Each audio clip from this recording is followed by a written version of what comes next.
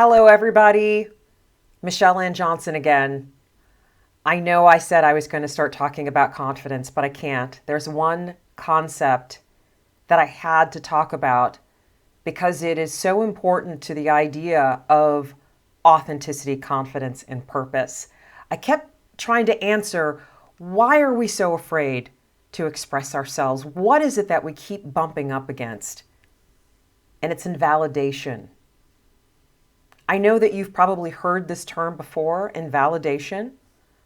For me, it means anytime someone tells you that your thoughts, your feelings, your experience, who you are, your culture, what you look like, is bad, wrong, stupid, doesn't matter, isn't important. That's invalidation. And it's behind so much of our experience. It's so insidious. It's so pervasive. We see so many examples of it. I want to distinguish between invalidation and socialization. You know, we're all born into families and cultures, and we are taught the rules, mores, norms of our families, cultures, and society. That's healthy. That's necessary. We all have to conform somewhat to a consensus reality in order for all of us to get along. That's different than invalidation. Invalidation is destructive, it's toxic, it erodes a person's sense of self, of self-esteem, of worth, of confidence, of their hopes, dreams, wishes. Invalidation hurts. Invalidation can even kill. Invalidation can be implicit, the subtle messages we send people about their worth, about whether or not they belong. It's what's behind a lot of the need for diversity and inclusion. It can be explicit. Bullying, trolls, online trolls that we experience in social media, people who just want to kind of nitpick and naysay and tear people down. That's invalidation. It can be subtle.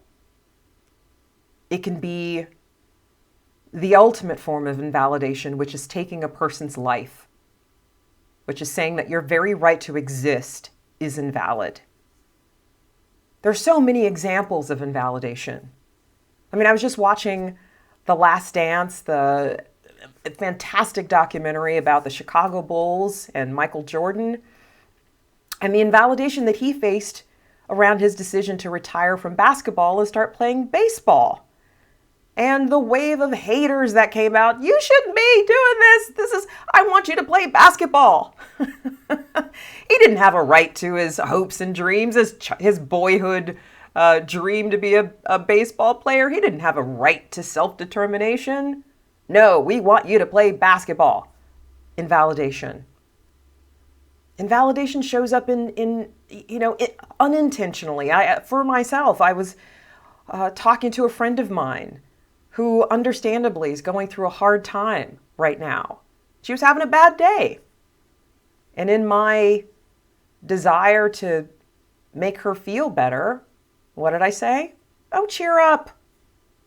Invalidating her experience, invalidating her feelings. She has a right to feel the way that she does. Invalidation is behind all of the isms. Racism, sexism, homophobia. Think about invalidation in organizations. You know, one of the big movements right now is creating psychological and emotional safety at work. Why do we need psychological and emotional safety? To protect us from invalidation.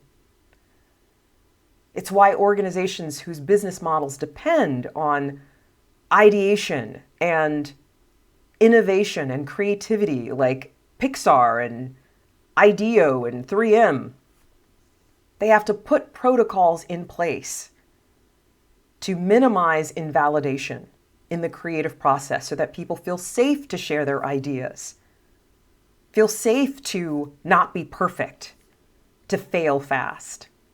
If you think about it on a more personal level, and the idea of negative self-talk, what is negative self-talk? It's internalized invalidation.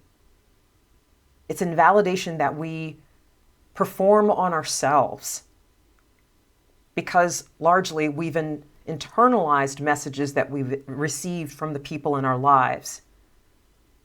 And we start to practice it in our own thoughts.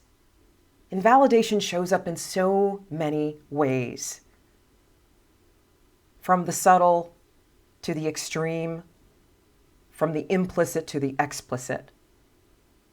And so I wanted to share this idea because I feel like where we are right now, with so much uncertainty, with so much conflict, with so much polarization, if we could all be more mindful, be more aware, be more intentional about how invalidation shows up in our lives, how we might be doing it to other people, how we might unintentionally do it to our family members, our colleagues, our coworkers, people we see on the street, people we encounter online.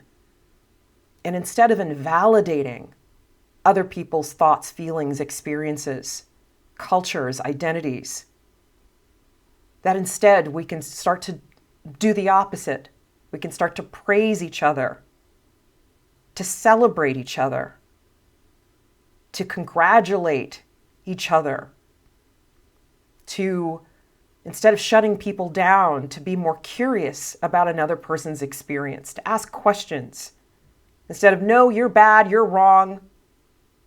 How about showing a little empathy and extending some grace? We all need that right now. And if we could all be more mindful and intentional and determined in our lives to minimize the way that we invalidate, just think of the ripple effect. If we all started to lift each other up and support each other, just think of what that could do. We need it right now. So I wanted to share that. I'm going to build on that as I talk more about confidence. I'm going to get to it.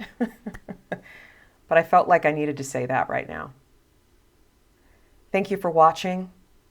Until the next video, stay safe, stay sane, stay healthy.